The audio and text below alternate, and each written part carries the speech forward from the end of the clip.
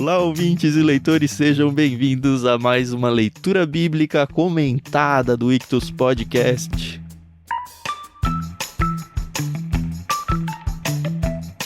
Eu sou o Thiago André Monteiro, @vulgutan, estou aqui com a Carol Simão e o Thiago Moreira para a gente conversar sobre o capítulo 48 de Gênesis.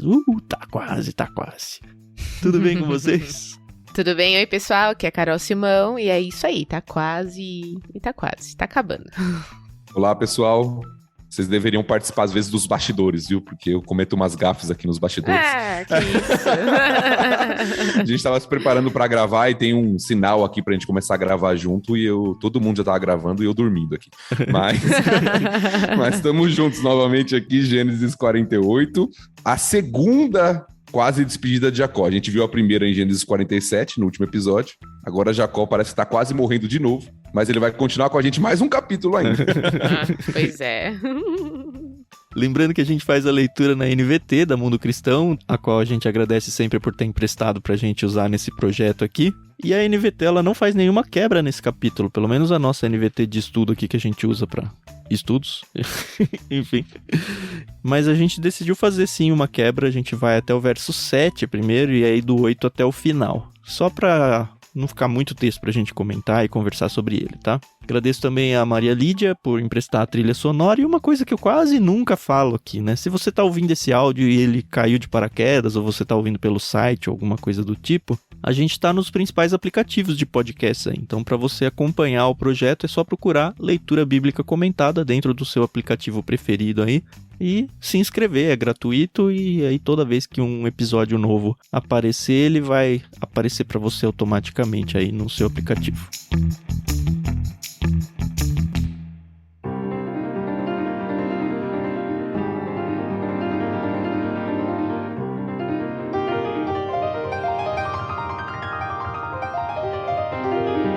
A gente combinou que a Carol vai fazer a primeira leitura aqui. E vamos lá, começar o dia com a voz da Carol é muito gostoso. Então tá bom, vamos lá.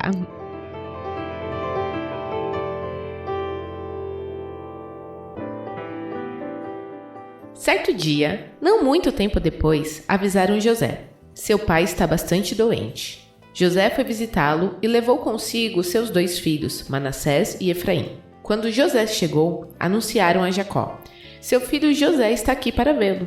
Com as forças que lhe restavam, Jacó se sentou na cama. Jacó disse a José: o Deus Todo-Poderoso me apareceu em luz na terra de Canaã e me abençoou. Ele me disse: eu o tornarei fértil e multiplicarei seus descendentes. Farei de você muitas nações e darei esta terra de Canaã a seus descendentes como propriedade permanente. Agora tomo para mim, como meus próprios filhos, seus 2 rapazes, Efraim e Manassés, nascidos aqui na terra do Egito antes de minha chegada.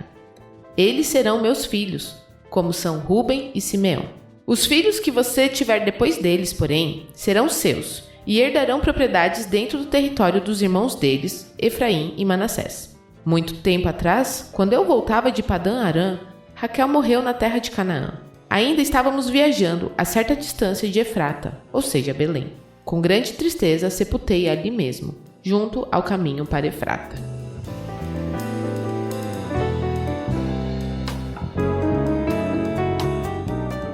Tem aqui alguns questionamentos e vamos começar, né?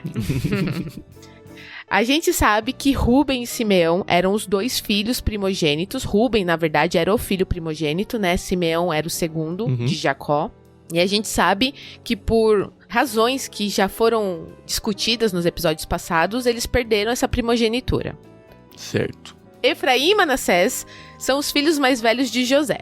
E a gente vê que Jacó os abençoa, tal. Aí aqui minha questão é o seguinte. Jacó fala que eles passam a ser filhos dele, em vez de netos. Sim. Eu sei que isso tudo é uma simbologia, tá bom? Então, os 2 se tornam os primogênitos de Jacó, certo? Beleza. Essa parte tudo bem, tá claro. Como é que ficaram os outros filhos de Jacó? Porque, a gente viu que Levi também saiu fora e tinha Judá, que no final foi de onde saiu o povo judeu e tal. Mas a gente não ouve depois mais pra frente muito sobre Efraim e Manassés. A gente ouve, eu sei. Mas não foi deles que saiu o povo escolhido, né? A herança ali de Davi, depois de Jesus, etc, né? Então, assim, não ficou muito claro, assim, isso pra mim, entendeu? Essa primogenitura aí transmitida. Não sei. Eu acho que a gente vai falar bastante disso, mas eu acho que é mais na segunda parte. Tá bom. Não sei se dá pra adiantar grandes coisas. O meu medo de responder tudo isso agora é não ter nada pra falar depois. Sim, eu acho que tem bastante coisa pra gente ver. Eu acho que a gente pode segurar um pouquinho pra comentar, que a segunda parte vai ter esse destaque mesmo. É o grande foco desse texto. Exato. Eu acho que até uma explicação para os ouvintes, leitores originais. Sempre lembrar disso, Moisés explicando. Quando Moisés está escrevendo, já existem as tribos. Sim. Né? Inclusive a tribo de Efraim e a tribo de Manassés. Isso é importante. E é claro, quando Moisés escreve, ainda não tem Davi. Ainda não tem a tribo de Judá com essa proeminência toda que ela vai surgir, apesar de que isso, no próximo capítulo, Gênesis 49, nós vamos ver algumas bênçãos de Jacó sobre seus filhos, nós vamos ver que Judá tem certa proeminência. A gente já teve uma faísca, de que Judá seria importante em alguns capítulos atrás, principalmente quando ele se coloca lá para proteger o Benjamim e tudo mais. Isso, a posição que ele próprio assume entre os irmãos. Isso. Ele parece se tornar um líder ali entre os irmãos, nesse período aqui com José. Eu acho que isso também tem influência no que vai acontecer mais pra frente. Tá. Quando Jacó fica doente aqui, mandam chamar José. E a gente leu no capítulo anterior que desde a chegada de Jacó até sua morte, se passaram 17 anos ali no Egito. Não se fala mais da fome, né? Não se fala mais da situação que tava assolando, né, o mundo. Então, realmente acabou ali no 47, né? Essa parte acho que acabou mesmo. Agora o foco é a família, é a transmissão aí de geração e é o multiplicar da nação, que não é nação ainda, mas vai se tornar uma nação aí dentro do Egito. É muito importante isso. Acho que a gente falou isso lá no prefácio. Bastante tempo atrás. Volta lá, hein? Mas isso é muito importante na interpretação de Gênesis, porque às vezes de um capítulo para outro, de um versículo para outro, passa-se um bom tempo. Por quê? Porque o foco muda. O foco de Moisés não é falar sobre os 5 anos que ainda restavam da fome. A fome foi só o meio de mostrar como a família de Jacó foi parar no Egito. Agora que eles já estão no Egito, ele pode continuar a história. Sim. Entendeu? Então ele não se preocupa com 5 anos que faltavam. Ele vai continuar a história aqui, que tá acontecendo, já se passaram 17 anos, a gente já sabe. Jacó tá no leito de morte, entre aspas. A gente já viu isso acontecendo, era muito comum o patriarca da família dar suas bênçãos aos descendentes no leito de morte. Isso tinha um significado muito forte, a gente viu isso acontecendo já com Abraão, se eu não me engano, e com o próprio Isaac. Sim. E isso era algo costumeiro, habitual, e tinha muita influência, as últimas palavras do patriarca eram muito fortes para a família. E é o que está acontecendo aqui. Se a gente for olhar o salto de tempo, por exemplo, e eu acho que tem um muito grande, eu acredito que nem é aqui na virada do capítulo, não. Eu acho que ele aconteceu do verso 28 pro 29 do capítulo anterior. Isso. Lembra lá, ele tem a cena lá de Jacó junto com o faraó, e aí no 29, quando se aproximava a hora de sua morte, Jacó chamou seu filho José, ele disse blá blá blá. E aí a emenda que tem aqui no começo do capítulo 48 é certo dia não muito tempo depois. Ou seja, aí nem cabe, textualmente falando, um grande salto de tempo. Mas ele existiu sim no final do capítulo anterior. E Jacó tava muito doente, né? Ele não conseguia nem se levantar, já né? passou bastante coisa na vida dele. É interessante, né? Porque a gente vê o pai dele, o Isaac, ele ficou cego, depois ele ainda viveu bastante tempo, a gente já notou isso várias vezes. Mas a gente percebe que ele teve uma velhice complicada também, bastante doente, bem limitada. Eu sei que não é o mote desse texto, pelo menos desse capítulo, a gente vai focar muito mais em Manassés e Efraim, mas me deu um gatilho para pensar na velhice esse capítulo, sabia? Eu não sei se isso acontece com vocês. Vocês dois são bem mais jovens do que eu. Eu ainda não sou velho, pelo menos acho que não, né? Bem mais jovens é generosidade sua. Não, eu tô com 42, vou fazer 43 daqui a pouco. Quando esse áudio for ao ar, com certeza eu já vou estar com 43. Ou eu vou ter morrido antes, né? Não sei.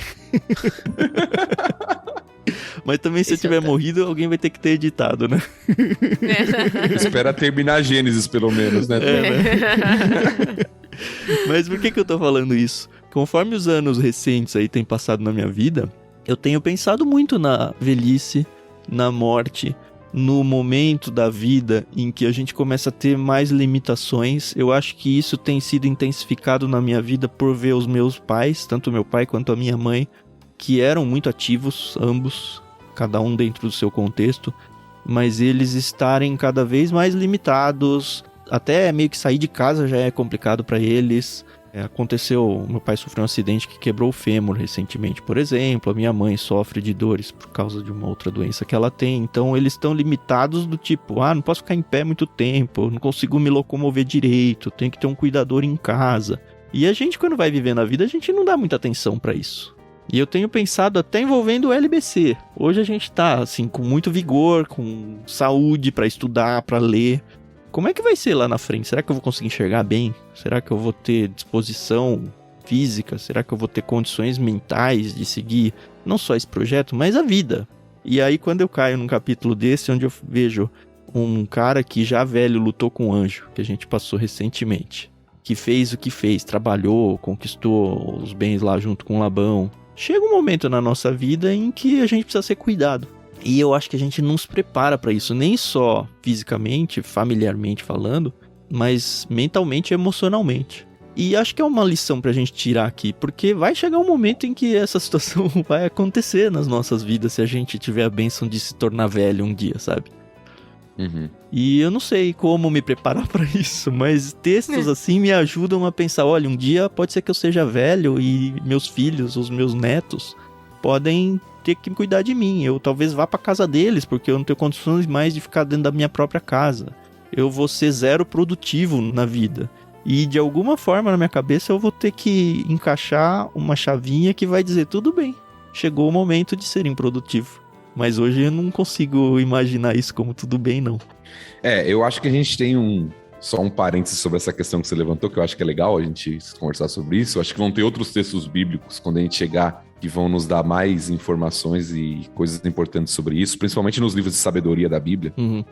Eclesiastes talvez fala bastante sobre a velhice, outros livros da Escritura. Uhum. Mas eu acho que a gente tem dois extremos preocupantes com relação a isso. Eu acho que um extremo é o extremo da nossa sociedade em geral, muito diferente da sociedade semita, de desprezo pelo idoso, pelo mais velho. Eu acho que na nossa sociedade isso é um problema. Um peso, né? Uma carga pra todo mundo, tá aqui atrapalhando.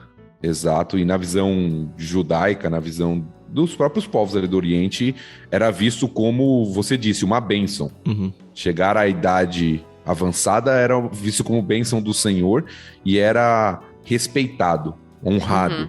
Eu acho que esse é um extremo do desprezo. Mesmo sendo super vulnerável, tendo que ser cuidado, mas faz parte, a sociedade tá entendendo isso, né? Uhum. O outro extremo que eu vejo comum nas igrejas hoje é da postura do próprio idoso. É claro que tem casos, como você falou mesmo, que a pessoa não tem nem condições, mas ela tem que ser totalmente cuidada, se torna alguém totalmente dependente. Mas existem aqueles idosos que ainda têm vigor, mas que acham que não tem mais nada a acrescentar. Por eles. Eu acho que isso é um extremo, por eles mesmos, eu acho que isso é um extremo errado. A Bíblia mostra muito sobre o papel do ancião, do sábio, daquele que talvez não vai mais correr como jovem, mas que vai dar o conselho pro jovem. Sim. Se o jovem quiser ouvir um conselho, né? Porque hoje em dia nem isso, né? Isso, por causa do outro extremo, como a gente falou. Mas às vezes cai num extremo oposto da postura do próprio idoso, de que ele se acha um inútil. De que ele acha que o tempo dele já passou, que ele não tem mais nada para acrescentar. E eu acho que esse é um extremo negativo também, porque a gente perde muito como igreja. Sim, a gente não tem os idosos aconselhando, maduros, apontando o caminho e direcionando de alguma forma. Então eu acho que a gente tem dois extremos perigosos, né? O do desprezo por parte daqueles que não consideram e o do, às vezes, até da autodepreciação do próprio idoso. Né? É verdade, isso é fato. É isso, eu só queria compartilhar essa minha angústia pessoal com vocês. Então, se um dia eu for velho, se precisar ser cuidado por alguém que é muito próximo a mim e tá ouvindo isso aí, sei lá em que ano, cuidem de mim, cuidem bem, tá? E eu entendo que o mundo tá cada vez mais rápido, que as informações elas estão cada vez mais rápidas de se conseguir e, infelizmente, com isso vem junto também o desprezo ao antigo. Ah, porque antigo é retrógrado, é velho, é inútil. E não é. Sim. E não é. Vai ser provavelmente tecnologicamente falando. Assim, hoje a gente já até às vezes faz piadas. Ah, porque os idosos não conseguem lidar com tecnologia e tudo. Mas a realidade, o mundo que importa, não é isso, né? Eu já não consigo lidar, imagina. Você nem abriu sua conta no TikTok ainda, Carol? Que isso? Nem vou, gente, então. Eu não vou também. Não cabe mais pra minha vida esse negócio. O Thiago não falou nada, hein? Vou dar procurar depois. Eu não sei nem o que é isso. Boa. Mas vamos voltar aqui.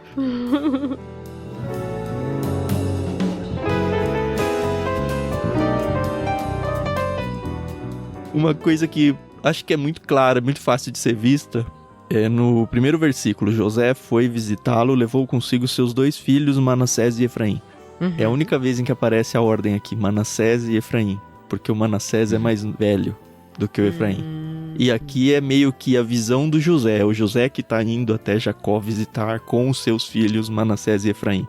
E aí olha só que interessante, no verso 5, que é a próxima vez que aparece o nome deles, agora tomo para mim como meus próprios filhos, aqui já Jacó falando, né? Seus 2 rapazes, Efraim e Manassés, nascidos aqui na terra do Egito. Os nomes trocam, o texto ainda não explica porquê, mas vai ser o principal motivo desse capítulo aqui. E o José ainda não se liga muito que o pai trocou a ordem dos filhos, mas ele vai se ligar daqui a pouco. Mas isso é muito interessante porque nós já conhecemos a história e às vezes a gente perde esses detalhes. O leitor, a pessoa que está lendo pela primeira vez essa história, ele deveria estranhar isso aqui. No 5 você diz, né? Porque é apresentado Manassés e Efraim, da boca de José. Mas quando vem da boca de Jacó, vem como Efraim e Manassés. O leitor já sabe dos filhos de José, que nasceram no Egito, já sabe que Manassés é o primogênito, mas por que é uma inversão aqui? O restante do texto vai explicar, mas deveria causar estranheza nesse primeiro momento. Pra mim, causa. E vou falar assim, eu tenho 2 filhos meninos. Quando eu tô falando o nome deles, em qualquer contexto, assim, eu vou falar, quais são seus filhos? Lucas e Daniel. Qualquer contexto, é Lucas e Daniel. Assim, não é porque eu penso, não, eu tenho que falar o nome do mais velho primeiro. Mas é porque é a ordem que eles apareceram na minha vida, sabe? Era o Lucas, aí de repente virou Lucas e Daniel. E se tiver um terceiro, vai ser Lucas, Daniel e X. Opa! Não sei se... Não estamos planejando. Mas ainda estou em idade... Eu tô velho, mas não tão velho, né? Mas eu não sei se a Carol ainda tem só o Benjamin, né? Aí é a mesma coisa, Sim, Thiago? não passo por isso. É a mesma coisa, apesar de serem gêmeos. Então, olha que legal. Então é sempre Timóteo e Daniela. Eu até brinco, a Daniela não gosta da brincadeira, mas quando eu vou apresentá-los em algum contexto, igreja e tudo, eu falo que o Timóteo é o primogênito, nasceu 2 minutos antes. Isso ela não gosta de ser a irmã mais nova, né?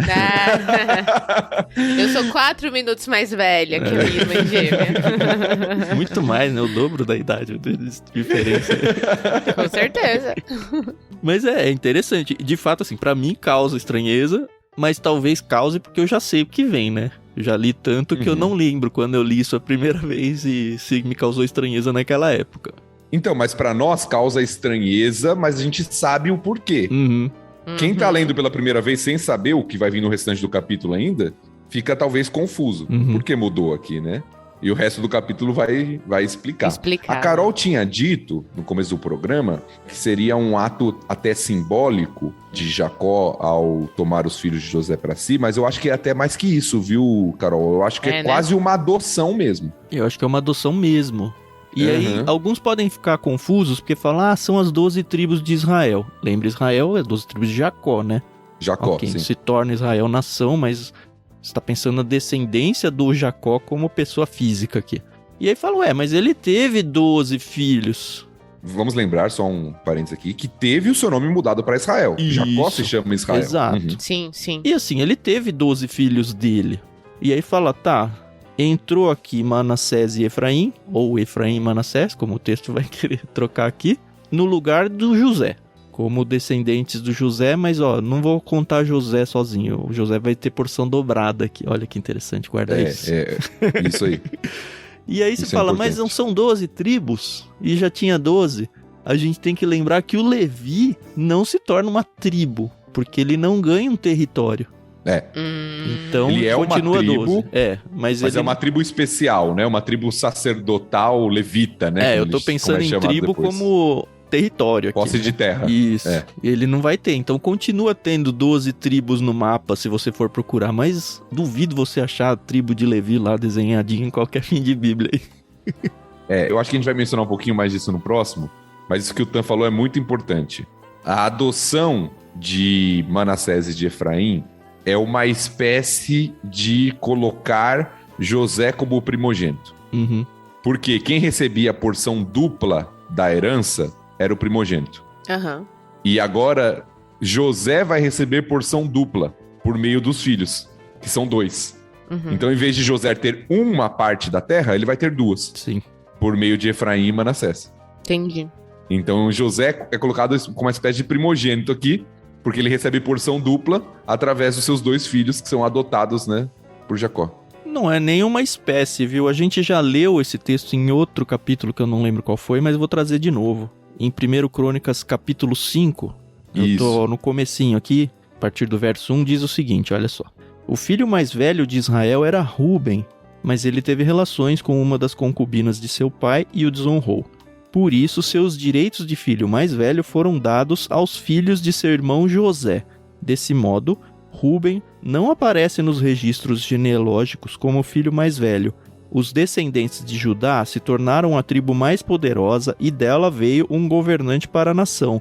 Mas os direitos de filho mais velho pertenciam a José.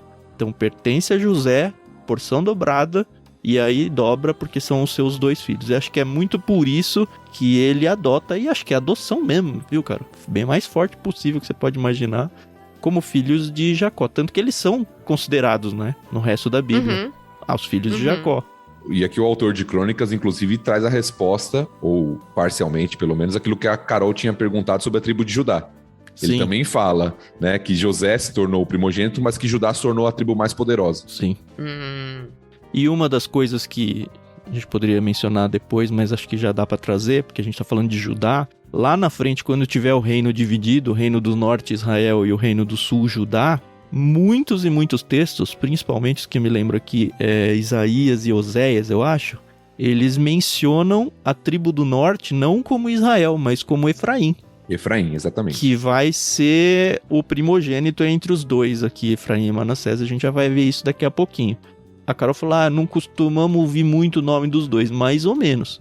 Se você for olhar esses textos aí, você fala, Efraim, não sei o que, é a tribo do norte. Ele é o oposto do Judá no sul. E outra coisa que sempre me... acho que até me incomodou, é uma boa palavra. Quando eu olhava os mapas da divisão das tribos, eu via, mas o Manassés ganhou muito mais terra que todo mundo. E ainda mais porque Manassés fica com o terreno dos 2 lados do Jordão, né? Pega aí a sua Bíblia, o mapa no final, você fala, caramba, como tem espaço Manassés, não parece ser muito justa essa divisão aqui. Eu nunca tive uma resposta pra isso. Mas, de alguma forma, o Manassés parece que foi também beneficiado nessa divisão aí de algum jeito. Eu acho que isso é interessante porque, é claro, quando a gente conhece o Antigo Testamento, e até pela influência que a gente tem no próprio cristianismo, ao olhar bastante para a questão de Judá, até pelo desvio, muitas vezes, das tribos do norte de Israel, a gente sempre foca mais em Judá. Mas esses textos que o Tan mencionou, eles mostram justamente isso. Efraim parece se tornar a tribo mais forte do norte, a ponto de representar tribos do norte serem chamadas em alguns textos de Efraim. Assim como as tribos do sul são chamadas de Judá, que não é só que não Judá, tinha só né? Judá. Isso. Exato, que não tinha só Judá, eram 2 tribos. E aqui as tribos do norte são representadas por Efraim. Então, eu acho que a gente conhece pouco sobre isso porque o foco da história vai para as tribos do sul. Mas as tribos do norte e Efraim se tornam uma tribo muito forte, muito poderosa, né, representativa. Eu acho interessante nesse trecho aqui, algo que a gente pulou, que eu acho que é legal a gente relembrar e destacar, é a fala de Jacó a partir do versículo 3. Ele relatando o que Deus tinha feito para ele, né? O Deus Todo-Poderoso me apareceu em luz, que é Betel. Sim. Né, ele tá recordando lá de Gênesis 28, se eu não me engano, quando ele tem aquele sonho deitado lá no travesseiro de pedra, que Deus se revela a ele e fala com ele. Então ele volta a recordar a promessa de Deus, a questão da descendência, que é muito forte aqui, da multiplicação dos descendentes. Lembra daquela palavrinha lá que a gente já tem falado bastante em Gênesis sobre descendência, como essa palavra vai e volta no livro de Gênesis? Desde Gênesis 3, que o descendente da mulher pisaria, né, a cabeça da serpente. Aqui novamente a mesma palavrinha sobre descendência voltando, e Jacó explicando para José, ou relembrando a história para José aqui, as promessas de Deus. Antes de abençoar e de tomar os filhos de José para si, como seus próprios filhos, ele lembra da importância de Deus ter aparecido para ele e da promessa sobre os seus descendentes. E isso cria a ponte, o vínculo com a própria adoção dos filhos de José. Sim. E eu faço um destaque aqui para darei essa terra de Canaã a seus descendentes como propriedade permanente. Lembra, eles estão no Egito e bem abastados. Então, eu acho que é muito importante passar para José esse negócio de, não estamos no nosso lugar, hein? A nossa terra prometida não é aqui. Tanto é que no final do texto isso vai voltar novamente. No final desse capítulo. A gente vai ver isso novamente aparecendo. Eu achando que era só uma pergunta simples, mas realmente tem coisa pra caramba. Você achou que ia ser Carol? Alguma coisa assim? Né? Mas é bom. Outra coisa que Jacó mostra é que os outros filhos de José, aqueles que viriam posteriormente, eles iriam herdar dentro do território de Efraim e de Manassés. Esses dois seriam de Jacó e os outros herdariam dentro do território de Efraim e de Manassés, lá no versículo 6. Porque Efraim e Manassés, eles não só assumem aqui a descendência por Jacó, mas eles substituem a posição do José, né? Não é que vai ter 3, vai ser 2. O José sai da lista aqui. Isso. Você não tem tribo de José. Isso. Ou tem 2 tribos de José, né? Representada nos seus filhos. E aí, por isso que os descendentes do José têm que se encaixar em algum lugar aí, que é no Manassés e no Efraim. E aí, pra mim, um texto que fica meio quase solto aqui, na verdade, é essa menção a Raquel, viu? Porque ele fala e na minha cabeça não usa pra nada no texto. Até vi uns comentaristas falando que, olha, na verdade isso aqui foi um gatilho para que ele colocasse Efraim e Manassés como descendentes dele, porque eles vieram indiretamente, né, da Raquel. Então ele queria dar uma proeminência para a esposa que ele tanto amava e tudo. Mas a impressão que me passa como leitor é que, levantei aqui o assunto Raquel e não usei para nada. Não sei se vocês tiveram essa impressão ou não. Acho que tem 2 coisas aqui. Eu acho que uma é o recontar de alguma forma da história, claro, com um propósito, que envolve a bênção sobre Manassés e Efraim, ou Efraim e Manassés. Então ele reconta quando Deus apareceu para ele em Betel, quando eles estavam em caminho e aí Raquel morre, e isso é importante, porque Raquel é a mãe de José. E é a avó de Efraim e Manassés. Então eu acho que ele está fazendo quase uma recordação da família. Sim. Da mãe e da avó desses personagens que são importantes aqui nesse texto. Eu acho que o motivo é esse. Eu acho que não tem nada mais simbólico do que isso. Eu acho que é uma recordação mesmo da história, de como Deus tem cuidado dele, como Deus apareceu a ele, como a mãe de José faleceu, mas a história continua por meio dos descendentes, né? É interessante também porque os filhos de José, eles não conheceram a cultura, né, dos hebreus. Eles nasceram no Egito. É verdade. Eles estavam ali, né, então... Eles vão se tornar tribos de uma cultura que eles, entre aspas, né, não participam, né? Vão participar mais pra frente. Será que é por isso que Efraim, ou a tribo do norte, se perdeu tanto com os deuses, não tanto quanto Judá? Ou tão rapidamente? Acho que não, mas... A influência que a Bíblia mostra, ela é muito mais cananita do que egípcia. É verdade. Para isso.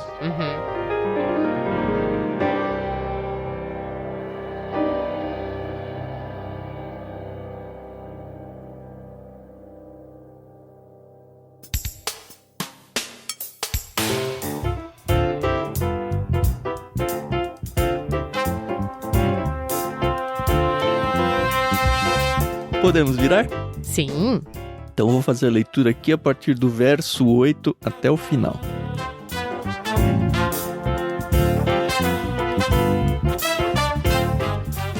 Em seguida, Jacó olhou para os 2 rapazes e perguntou: Quem são estes?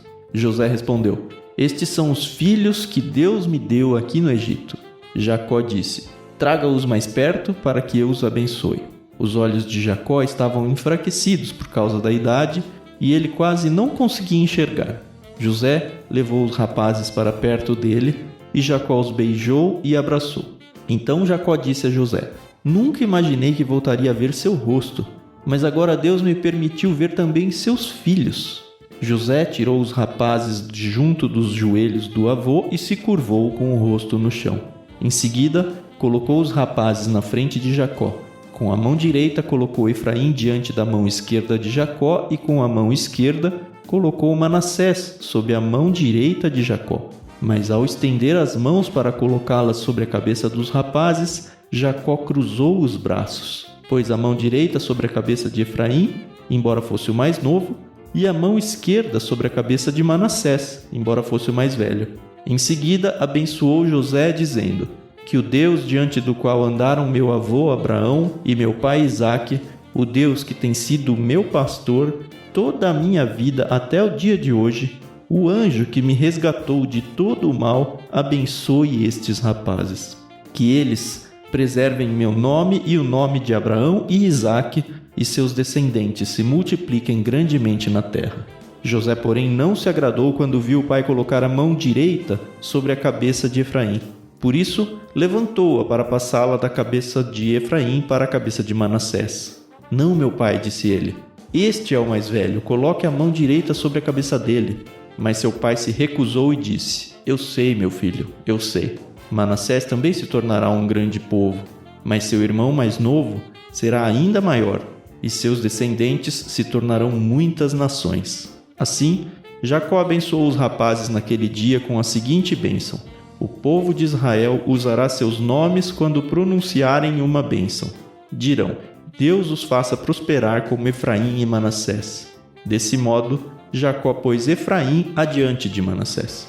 Então Jacó disse a José: morrerei em breve, mas Deus estará com vocês e os levará de volta a Canaã, a terra de seus antepassados. Em razão de sua autoridade sobre seus irmãos, eu lhe dou uma porção a mais da terra que tomei dos amorreus com minha espada e meu arco.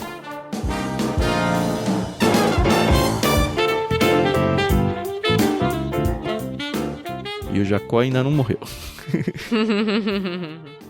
A gente fica arrepiado, né? Lendo um texto desse. É verdade.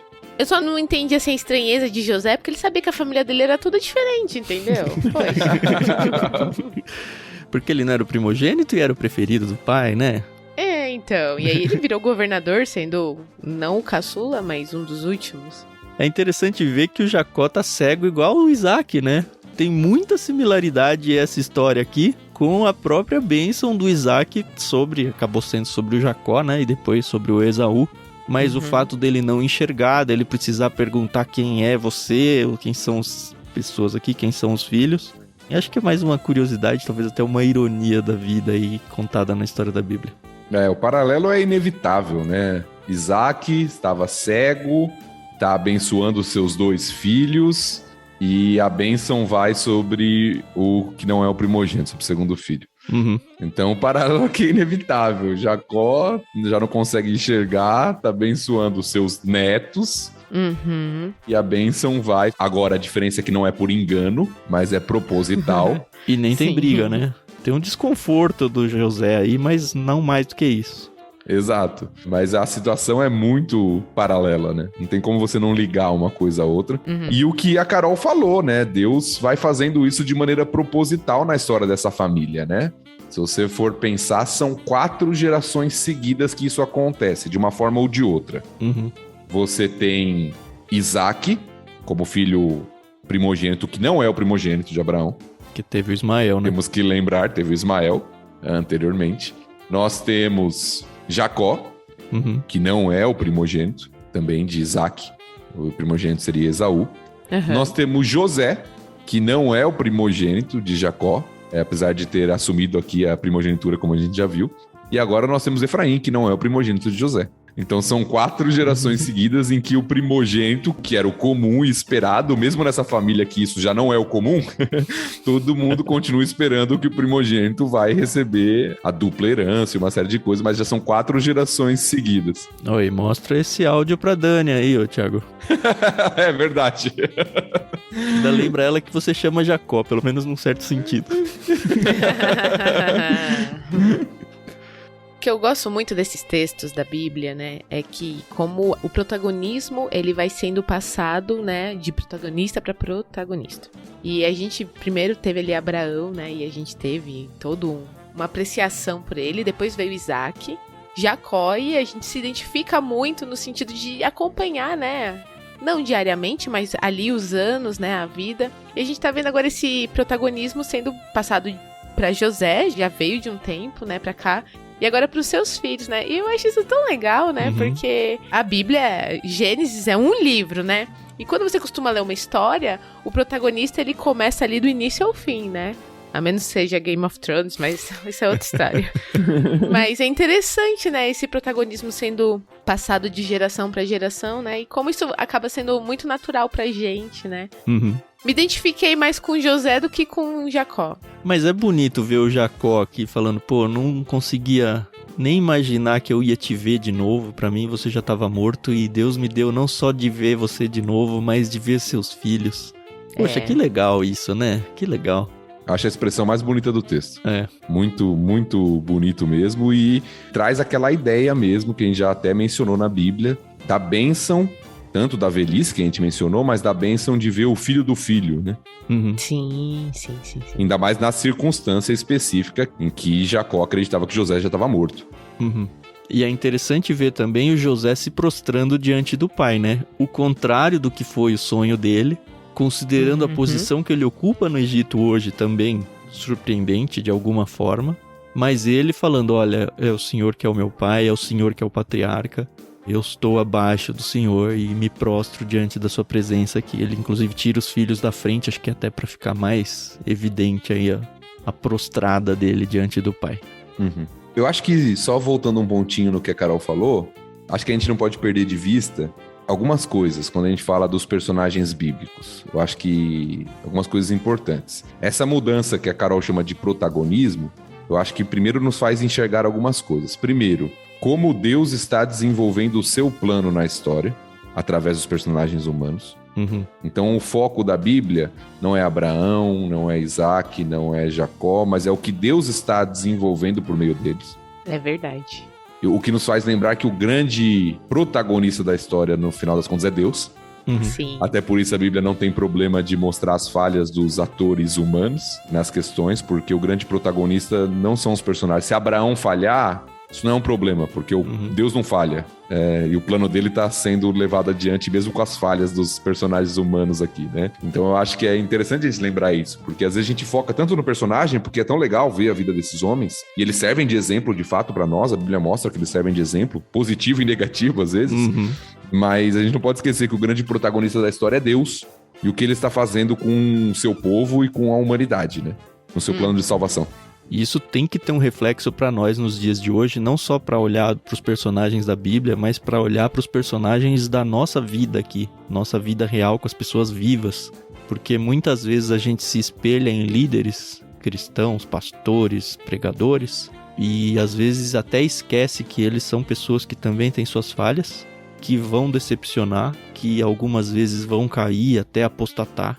Só que a história de Deus não é a história desses homens. Então, da mesma forma que a gente usa essas pessoas, como usou os personagens aqui, como pessoas que têm que ser espelhos, assim, para nós na parte boa, eles também são espelhos na parte ruim, e nós não podemos amarrar nossa fé, o nosso cristianismo nas pessoas, mas sim no Deus que está atrás dessas pessoas. Fica um alerta muito grande, porque é muito triste ver pessoas, assim, líderes caindo, mas acontecem, e acho que mais triste ainda é ver seus liderados caindo, abandonando a fé, indo para outras religiões, porque eu ia atrás desse cara aqui, esse cara caiu e meu mundo caiu junto. Não precisa cair junto do seu mundo, sabe? Essa pessoa tem que ser um alvo de orações sua, mas a sua fé, lembre-se, não tá aliançada ali, atrelada a vida daquela pessoa. Tá aliançada em Deus. Sim. Aí nós vemos José colocando os filhos na posição correta, né? Ah, é verdade. É até engraçado, né? Chega a ser meio cômico o texto, né? O Manassés ali na posição da mão direita de Jacó para receber a bênção principal. O Efraim na posição da mão esquerda. E aí Jacó cruza os braços, né? Não tava nem vendo direito, né? Parece que ele já previu que ia ter que fazer isso. Mas é interessante a resposta que o Jacó dá, né? Porque ele fala, não, o filho dele, né? O José fala, não, pai, não é assim. Esse aqui que é o mais velho, esse aqui que é o mais novo. O Jacó não explica, né? Ele só fala, eu sei, filho, eu sei. Meio que dizendo, mas pra Deus não é assim, sabe? Eu aprendi na história da nossa família, ao longo de toda a minha vida, que a história é de Deus. A decisão maior é de Deus. Eu sou só um representante aqui que tô fazendo a vontade dele. Mas ele não explica nada disso, fica no ar. Ele só fala, eu sei, filho, eu sei. Só esqueça das tradições aí do mundo, porque é a história de Deus. Eu acho bonita a bênção. É bem legal mesmo. E é interessante, não sei se vocês notaram esse detalhe. Ele tá abençoando Efraim e Manassés. Só que olha o que o versículo 15 narra. Em seguida, abençoou José, dizendo. Verdade, passou batido pra mim. A bênção de Jacó, ela é sobre os filhos de José, mas é sobre José de alguma forma. Representada nos seus filhos ali, né? E aí ele diz que o Deus diante do qual andaram, novamente o resgate da promessa familiar, né? Abraão, Isaac, ele fala 3 coisas. Primeiro, a bênção sobre os patriarcas, Abraão e Isaac. Depois ele fala, o Deus que tem sido o meu pastor. A gente conhece muito isso através do Salmo 23, né? Mas é interessante aqui, Jacó usando essa imagem de Deus como um pastor, lembrando que eles eram pastores no Egito, inclusive. Então, o Deus que tem sido o meu pastor, a ideia do cuidado aqui, e o anjo que me resgatou de todo o mal. Eu acho que isso é muito importante na história de Jacó, né? Lembra da luta de Jacó com o anjo? As imagens que Jacó traz à mente aqui de Deus, como o Deus dos seus pais, como o Deus que tem cuidado, pastoreado, como o anjo, né, que lutou com ele, que tem livrado de todo o mal, esse Deus é que vai abençoar os rapazes. Pode parecer estranho ele tá colocando um anjo aqui como um abençoador, mas eu entendo aqui que é uma forma de se tratar a Deus aqui. Sim. Se a gente for na Bíblia de Estudo MacArthur, por exemplo, ela acredita o seguinte nesse verso 16. Esta é a primeira menção de Deus como Redentor, Libertador ou Salvador. Então a gente já viu o nome de Deus sendo apresentado de várias formas aí ao longo do Gênesis. E é a primeira vez que ele é o Redentor. E ele vai se tornar o Redentor, né, através da pessoa de Cristo. E vai se tornar um adjetivo aí muito importante para ele.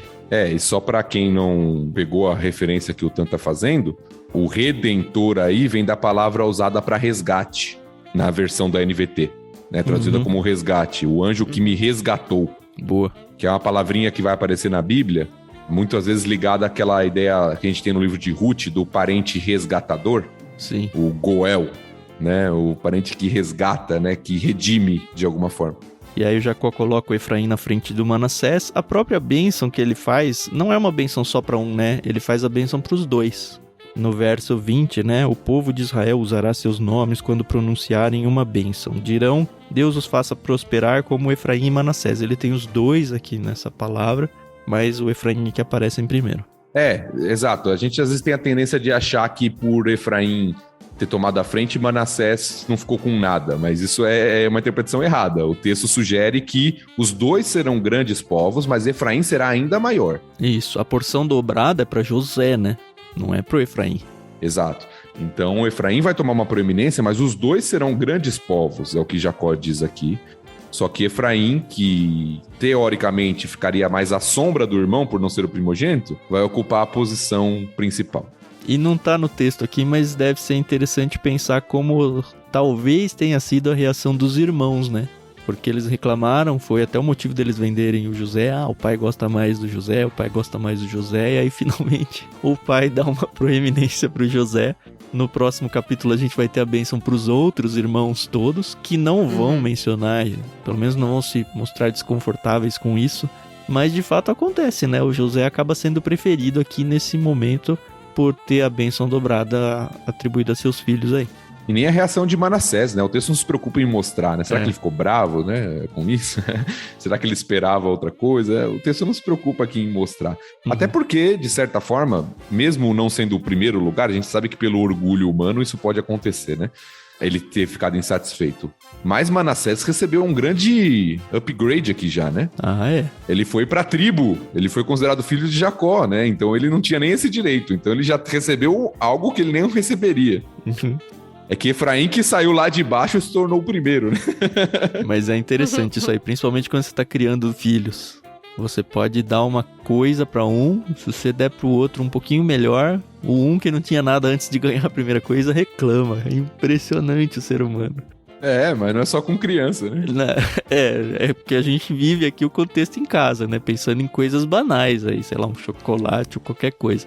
E outra coisa que também é muito triste da nossa natureza humana é você comemorar quando o outro se dá mal.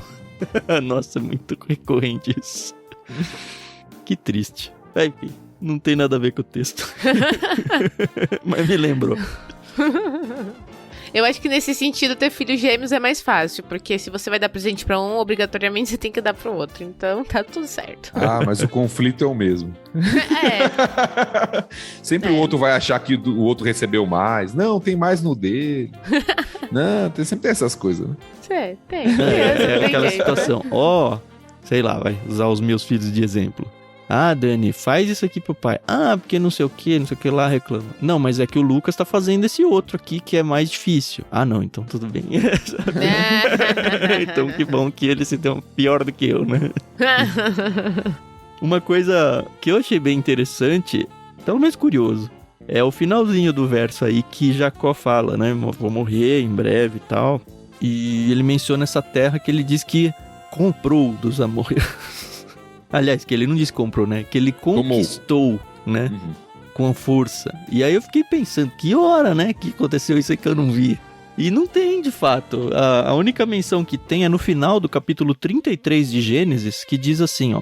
Jacó comprou da família de Amor, pai de Siquém, o terreno onde estava acampado por 100 peças de prata. Ali construiu um altar e o chamou de El Elohe Israel.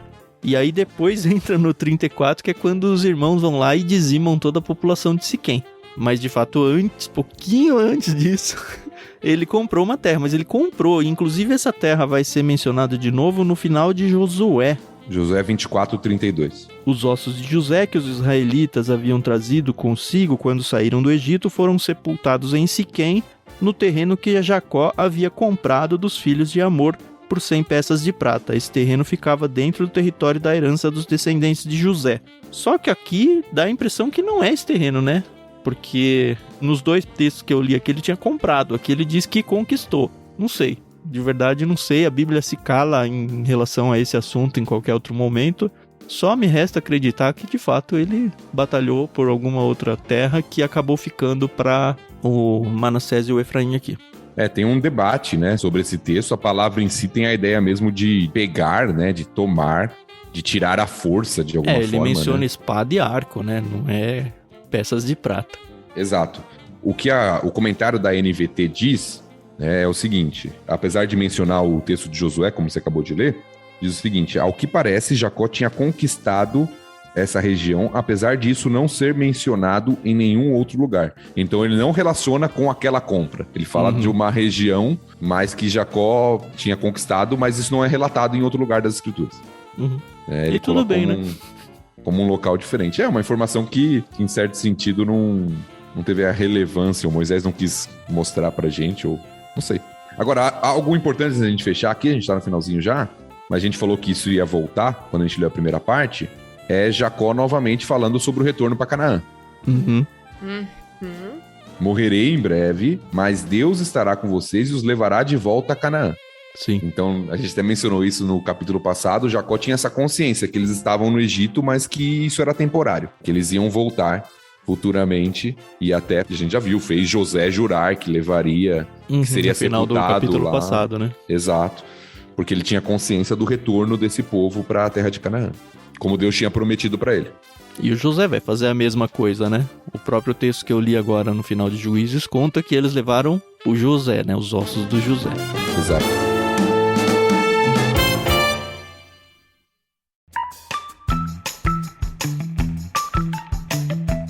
Muito bem.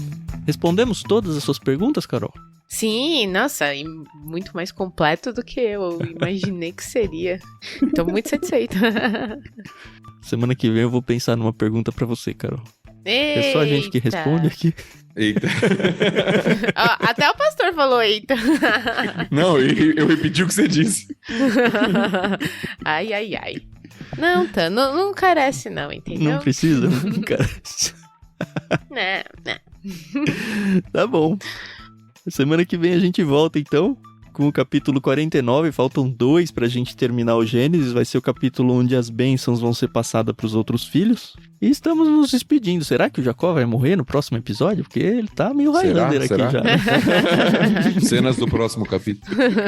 Beleza, não se esqueçam que a gente tem lá o canal no Telegram, onde você pode conversar com a gente, interagir também com o conteúdo aqui e conversar com outras pessoas que também escutam.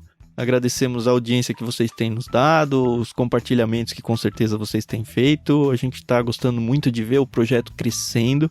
Não se esqueçam de orar muito por nós. Se você puder abençoar a gente financeiramente, na descrição do episódio tem todas as informações que você precisa para assim, vincular a gente nessa forma.